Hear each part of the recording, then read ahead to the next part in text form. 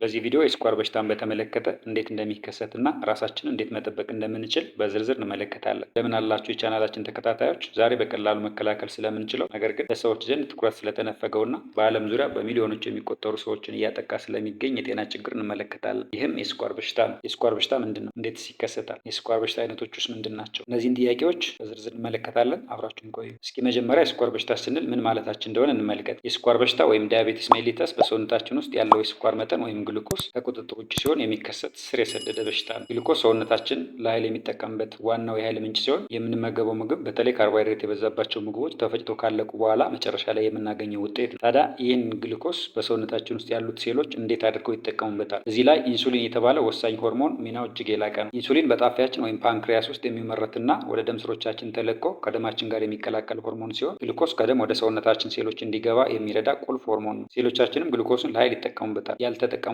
ደግሞ ለቀጣይ ኃይል ማከማቻነት ያስቀምጡታል። የስኳር በሽታ ሲከሰት ግን ይህ ውስብስብና ትክክለኛ ሂደት ይስተጓጎላል። ይህ የሚሆነው ወይ ሰውነታችን በቂ ኢንሱሊን ሳያመርት ሲቀር አሊያም ደግሞ ሰውነታችን የሚያመርተውን ኢንሱሊን በአግባቡ መጠቀም ሳይችል ሲቀር ነው። ውጤቱም በደም ውስጥ የስኳር ወይም ግሉኮስ ክምችት መጨመር ሲሆን ይህ ደግሞ ከጊዜ ወደ ጊዜ የተለያዩ የአካል ክፍሎችን በመጉዳት ከባድ የጤና ችግሮችን ያስከትላል። የስኳር በሽታ በዋናነት በሁለት የሚከፈል ሲሆን ሌሎችም ተጨማሪ የስኳር በሽታ አይነቶች አሉ። እያንዳንዱ እንዴት እንደሚከሰት አብረን እንመልከት። አንደኛው አይነት አንድ የስኳር በሽታ ወይም ታይፕ 1 ዳያቤቲስ የሚባለው ነው። እንዴት ይከሰታል የሚለውን ስናይ ይህ አይነቱ የስኳር በሽታ የሚከሰተው ሰውነታችን የራሱን በሽታ መከላከል ስርዓት ወይም ኢሚዩን ሲስተም ስህተት በመስራት ወይም ኢሚዩኒቲ ዲስኦርደር ይባላል። ኢንሱሊን የሚያመርቱትን የጣፊያ ሴሎች ወይም ቤታ ሴሎች የምንላቸውን ሲያጠቃና ሲያጠፋ ነው። ይህ ሂደት አውቶ ኢሚዩኒቲ ዲስኦርደር ይባላል። ኢንሱሊን የሚያመርቱት ሴሎች በመጥፋታቸው ምክንያት ጣፊያችን ኢንሱሊን ማምረት ያቆማል። መንስኤውን ስናይ በዘር ወይም ጄኔቲክስ እና በአካባቢያዊ ሁኔታዎች ለምሳሌ አንዳንድ ቫይረሶች ተጽዕኖ ሊኖራቸው ይችላል ተብሎ ይታመናል። ብዙውን ጊዜ በልጆችና ወጣት ጎልማሶች ላይ ይከሰታል፣ ነገር ግን በማንኛውም እድሜ ክልል ሊከሰት ይችላል። የዚህ አይነቱ የስኳር በሽታ ሕክምናው ሰውነታችን በተፈጥሯዊ መንገድ ኢንሱሊን ማምረት ስለማይችል በቀሪ ህይወታችን በየቀኑ ኢንሱሊን በመርፌ ወይም በኢንሱሊን ፓምፕ መወሰድ ግዴታ ይሆናል ማለት ነው። ሁለተኛው አይነት የስኳር በሽታ አይነት ደግሞ አይነት 2 የስኳር በሽታ ወይም ታይፕ 2 ዳያቤተስ የሚባለው ነው። ይህ ደግሞ በጣም የተለመደ የስኳር በሽታ አይነት ሲሆን ከአጠቃላይ የስኳር በሽታ ታካሚዎች ውስጥ ከ90 እስከ 95% የሚሆነውን ይይዛል። ይህ ቁጥር ሪሰርች ቤዝድ ስለሆነ በየጊዜው ሊቀንስ ወይም ሊጨምር ይችላል። ይህ አይነቱ የስኳር በሽታ የሚከሰተው ወይ ሰውነታችን በቂ ኢንሱሊን ሳያመርት ሲቀር አሊያም ደግሞ የሚያመርተውን ኢንሱሊን በአግባቡ መጠቀም ሳይችል ሲቀር ነው። ኢንሱሊን የሚያመርቱ የቤታ ሴሎች ባሉበት ሁኔታ ሰውነታችን በቂ ኢንሱሊን ሳያመርት ሲቀር አሊያም ደግሞ የሚመረተውን የኢንሱሊን በአግባቡ መጠቀም ሳይችል ሲቀር ነው። ይህ ሁኔታ ኢንሱሊን ሬዚስታንስ ይባላል። ምክንያቱም ኢንሱሊን በሰውነታችን ይመረታል፣ ነገር ግን የተመረተውን ኢንሱሊን ሰውነታችን መጠቀም ሳይችል ሲቀር ስለሆነ ኢንሱሊን ሬዚስታንስ እንለዋለን። መጀመሪያ ላይ ሰውነታችን ኢንሱሊን ያመነጫል፣ ነገር ግን ሴሎቹ ለኢንሱሊኑ ምላሽ መስጠት ያቆማሉ ወይም ኢንሱሊኑን መጠቀም አይችሉም። ይህን ችግር ለማካካስ ጣፊያችን የበለጠ ኢንሱሊን ማምረት ይጀምራል። ከጊዜ በኋላ ግን ከመጠን በላይ በመስራት ይደክምና በቂ ኢንሱሊን ማምረት ያቆማል። ለአይነት 2 የስኳር በሽታ ዋነኛ መንስኤዎች የአኗኗር ዘይቤና የዘር ውርስ ወይም ጄኔቲክስ ናቸው። የአኗኗር ዘይቤ ስንል በህይወታችን ስንኖር ሳናውቅ የምንከተለው የተሳሳተ የአኗኗር ዘይቤ ማለታችን ሲሆን ከዚህም ውስጥ ዋና ዋና ነገሮችን እንጥቀስ። አንደኛው ጤናማ ያልሆነ አመጋገብ ሲሆን ይህም ከፍተኛ የስኳር መጠን ያላቸውን ምግቦች፣ በፋብሪካ የተቀነባበሩ ምግቦችና ስብ የበዛባቸው ምግቦች መመገብ ማለት ነው። ሁለተኛው የአካል ብቃት እንቅስቃሴ አለማድረግ ሲሆን የአካል ብቃት እንቅስቃሴ አለማድረግ የኢንሱሊን ሬዚስታንስ ይጨምራል። ሶስተኛው ከመጠን ያለፈ ውፍረት ወይም ክብደት መጨመር ሲሆን በተለይ ከሆድ አካባቢ ያለው ስብ ኢንሱሊን ሬዚስታንስን ይጨምራል። ሁለተኛው መንስኤ ደግሞ የዘር ውርስ ወይም ጄኔቲክስ ያልነው ነው። በቤተሰብ ውስጥ የስኳር በሽታ ታሪክ ካለ ለአይነት 2 የስኳር በሽታ የመጋለጥ እድል ከፍ ይላል። ይህ አይነት የስኳር በሽታ ብዙውን ጊዜ በአዋቂዎች ላይ የሚከሰት ሲሆን በቅርብ ጊዜያት ግን በወጣቶችና ህጻናት ላይም እየጨመረ መጥቷል። የዚህ አይነት የስኳር በሽታ ህክምናው በአመጋገብ ለውጥ፣ በአካል ብቃት እንቅስቃሴ፣ በአፍ በሚወሰዱ መድኃኒቶች ሊታከም ይችላል። ሶስተኛው አይነት የስኳር በሽታ አይነት የእርግዝና ጊዜ የስኳር በሽታ ወይም ጌስቴሽናል ዲያቤቲስ የምንለው ነው። ይህ አይነቱ የስኳር በሽታ በእርግዝና ወቅት ለመጀመሪያ ጊዜ በሚታወቅ ወይም በሚከሰት የደም ስኳር መጠን መጨመር ይታወቃል። በእርግዝና ወቅት የሚመነጩ ሆርሞኖች ሰውነታችን ኢንሱሊን በአግባቡ እንዳይጠቀም ያደርጋሉ።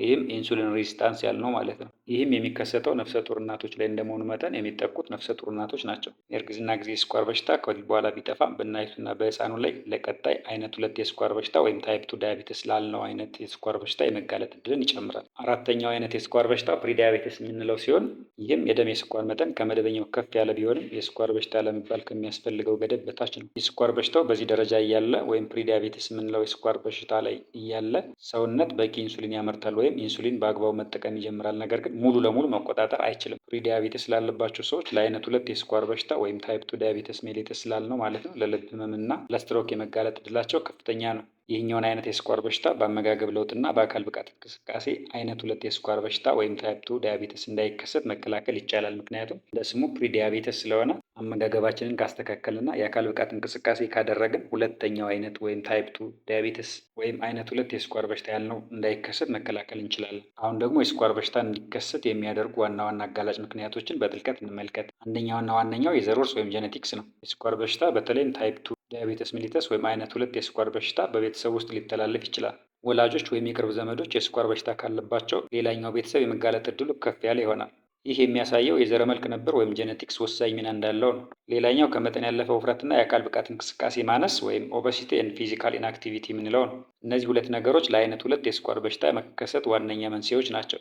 ከመጠን ያለፈ ስብ በተለይም በሆድ አካባቢ የሚከማቸው ስብ የሰውነት ሴሎችን ለኢንሱሊን ያላቸውን ስሜታዊነት ይቀንሳል ወይም ኢንሱሊን ሬዚስታንስ ያልነው ማለት ነው። የአካል ብቃት እንቅስቃሴ ማድረግ የስኳር መጠን ይቀንሳል። ምክንያቱም ጡንቻዎቻችን የአካል ብቃት እንቅስቃሴ በሚያደርጉበት ጊዜ ብዙውን ግሉኮስ መጠቀም ስለሚችሉ ማለት ነው። ሴሎቻችን እንደ ኃይል ምንጭነት የሚጠቀሙት ግሉኮስን በመሆኑ ጡንቻዎቻችንን በምናንቀሳቀስበት ጊዜ የጡንቻ ሴሎች ግሉኮስን ስለሚጠቀሙ በደማችን ውስጥ ያለውን የስኳር መጠን ይቀንሱታል ማለት ነው። ሌላኛው ጤናማ ያልሆነ አመጋገብ ነው ወይም አንሄልዚ ዲየት የምንለው ስኳርና በተቀነባበሩ ካርቦሃይድሬትስ የበለጸጉ ምግቦችን በብዛት መመገብ የደም ስኳር መጠንን በፍጥነት እንዲጨምር ያደርጋል። ይህ ደግሞ ጣፊያ ከመጠን በላይ ኢንሱሊን እንዲያመነጭ ግድ ይለዋል። ይህም ከጊዜ በኋላ ለጣፊያ ድካምና ለኢንሱሊን ሬዚስታንስ ያጋልጣል። ሌላኛው እድሜ ወይም ኤጅ ነው። የስኳር በሽታ የመያዝ እድል በእድሜ ይጨምራል። በተለይም ከ45 ዓመት በላይ ለሆኑ ሰዎች ማለት ነው። ይህ ማለት እድሜ ሲጨምር የስኳር በሽታ የመከሰት እድሉ ይጨምራል ነው እንጂ ታች ካሉ ሰዎች ላይ እንደሚከሰት አይተናል። ይህ የሚሆነው ከእድሜ ጋር ተያይዞ የሚመጣ የኢንሱሊን ስሜታዊነት መቀነስ ወይም ኢንሱሊን ሬዚስታንስ ስለሚኖርና የጣፊያ ተግባር መዳከም ሊኖር ስለሚችል ነው። ሌላኛው ከፍተኛ የደም ግፊት ወይም ሃይ ብለድ ፕሬሸር እና ከፍተኛ የኮሌስትሮል መጠን ወይም ሃይ ኮሌስትሮል የስኳር በሽታ እንዲከሰት መንስኤዎች ናቸው። እነዚህ ሁኔታዎች ብቻቸውን የስኳር በሽታ ባይሆኑም የስኳር በሽታ የመያዝ እድልን በእጅጉ ይጨምራሉ። እንዲሁም ከስኳር በሽታ ጋር ተያይዘው የሚመጡ ችግሮችን ያባብሳሉ። የጭንቀት ሆርሞኖች ወይም ስትረስ ሆርሞን የምንላቸውም ለስኳር በሽታ የመጋለጥ እድልን ይጨምራሉ። ለረጅም ጊዜ የሚቆይ ጭንቀት የደም ስኳር መጠንን ከፍ ሊያደርግ ይችላል። ምክንያቱም የጭንቀት ሆርሞኖች እንደ ኮርቲሶል ያሉት የኢንሱሊን ስሜታዊነት ይቀንሳሉ፣ ኢንሱሊን ሬዚስታንስን ይጨምራሉ። ሌላኛውና የመጨረሻው የጣፊያ መጎዳት ወይም ፓንክሪያቲክ ዳሜጅ ነው። ከላይ እንዳየነው ኢንሱሊን የሚያመርቱ ሴሎች የሚገኙት ፓንክሪያስ ወይም ጣፊያ ውስጥ እንደመሆናቸው መጠን እንደ ፓንክሪያታይተስ ያሉ የጣፊያ በሽታዎች ወይም ቀዶ ጥገናዎች ኢንሱሊን የማምረት አቅምን ሊቀንሱ ይችላሉ። የስኳር በሽታ ምልክቶች እንደየበሽታው አይነትና በሰውነታችን ውስጥ እንዳለው የስኳር መጠን ይለያያሉ። አንዳንድ ጊዜ ደግሞ ምንም አይነት ምልክት ላይታይ ይችላል። የተለመዱ ምልክቶች ግን የሚከተሉት ናቸው። አንደኛው ከመጠን በላይ መጠማት ወይም ኢንክሪዝ ትረስቲ ነው። ውሃ በጣም ይጠማናል። ይሄኛው አንዱ የስኳር በሽታ መከሰት ምልክት ነው ማለት ነው። ሁለተኛው ከወትሮ በተደጋጋሚ ሽንት መሽናት ነው። ፍሪኩዌንት ዩሪኔሽን እንለዋለን ወይም ፖሊዩሪያ የምንለው ማለት ነው። ሰውነታችን ከመጠን በላይ ያለውን ስኳር በሽንት ለማስወገድ ስለሚሞክር ብዙ ጊዜ ሽንት መሽናት እንደ አንድ የስኳር በሽታ ምልክት ተደርጎ ይወሰዳል ማለት ነው። የምግብ ፍላጎት መጨመር ወይም ኢንክሪዝድ ሃንገር ፖሊፋጂያ የምንለው ማለት ነው። ይሄኛው ሴሎች ግሉኮስን ለኃይል መጠቀም ባለመቻላቸው ምክንያት ሰውነት ተጨማሪ ምግብ ይፈልጋል። እዚህ ላይ ግሉኮስ በሰውነታችን ውስጥ ቢኖርም ሴሎቹ ያን ግሉኮስ መጠቀም ባለመቻላቸው ሰውነታችን ተጨማሪ ምግብ ይፈልጋል ማለት ነው። አራተኛው ሳይታሰብ የሚከሰት የክብደት መቀነስ ወይም አንኤክስፕሌን ዌይት ሎዝ የምንለው ነው። በተለይ ለአይነት 1 የስኳር በሽታ ወይም ታይፕ 1 ዲያቤተስ የተለመደ ነው። ሰውነታችን ኃይልን ከግሉኮስ ማግኘት ሲያቅተው ስብንና ጡንቻን ማቃጠል ይጀምራል። ስለዚህ ሳይታሰብ የክብደት መቀነስ ይከሰታል ማለት ነው። ሌላኛው ድካም ወይም ፋቲግ ነው። ሴሎች በቂ ኃይል ባለማግኘታቸው ምክንያት ድካም ይከሰታል። ምክንያቱም ከላይ እንዳየነው ዋናው ችግር ግሉኮስን ለኃይልነት መጠቀም አለመቻል ስለሆነ ማለት ነው። ሌላኛው የደበዘዘ እይታ ወይም ብለርድ ቪዥን የምንለው ነው። ከፍተኛ የስኳር መጠን በአይን ሌንስ ውስጥ ፈሳሽ እንዲከማች በማድረግ እይታን ያደበዝዛል።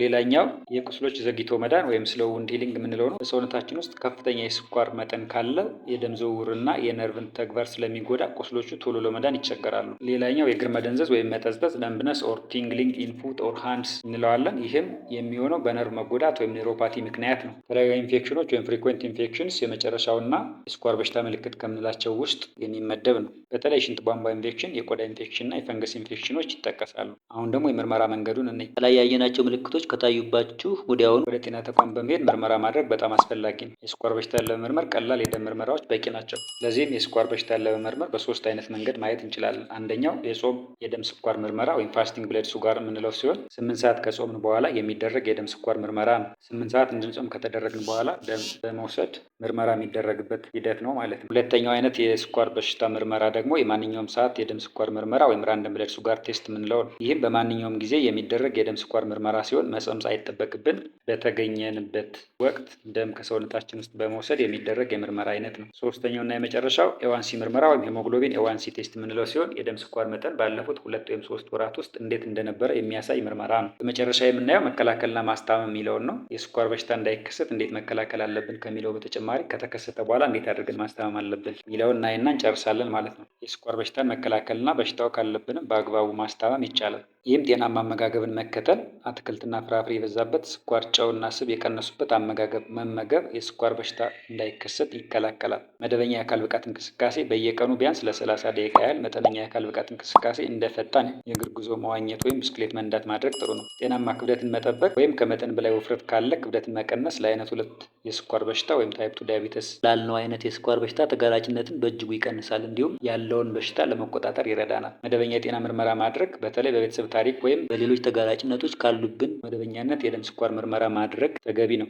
ፕሪዲያቢተስ ያልነው አይነት የስኳር በሽታ ከተገኘ ጤናማ የአኗኗር ዘይቤን በመከተል በሽታው ወደ ሙሉ የስኳር በሽታ እንዳይቀየር መከላከል ይቻላል። ሌላኛው ጭንቀትን መቆጣጠር ነው። ጭንቀት የደም ስኳር መጠን ላይ ተጽዕኖ ሊያሳድር ይችላል። ጭንቀትን ለመቀነስ የማሰላሰል ወይም ሜዲቴሽን ወይም ሌሎች ዘና የሚያደርጉ እንቅስቃሴ ማድረግ ጥሩ ነው። ከፍተኛ የደም ግፊትና ኮሌስትሮል መቆጣጠር ሌላው የስኳር በሽታን ለመከላከል የሚመከር ሲሆን እነዚህ ችግሮች ካሉብን በአግባቡ ለመቆጣጠር ወደ ጤና ተቋም ሄዶ ባለሙያ ማማከር ጥሩ ነው። እንግዲህ የስኳር በሽታ ስር የሰደደ በሽታ ቢሆንም ቀደም ብሎ በመለየት በአግባቡ በመቆጣጠር እና ጤናማ የአኗኗር ዘይቤን በመከተል ጤናማና የተሟላ ህይወትን መኖር ይቻላል። ስለ በሽታው በበቂ ሁኔታ ማወቅ ራሳችንንና ቤተሰባችንን ከችግሩ ለመጠበቅ ይረዳናል። ይህ ቪዲዮ ስለ ስኳር በሽታ የተሟላ ግንዛቤ እንደሰጣችሁ ተስፋ እናደርጋለን። ቪዲዮ ከተመቻችሁ ላይክ እና ሼር በማድረግ ለሌሎችም አጋሩ።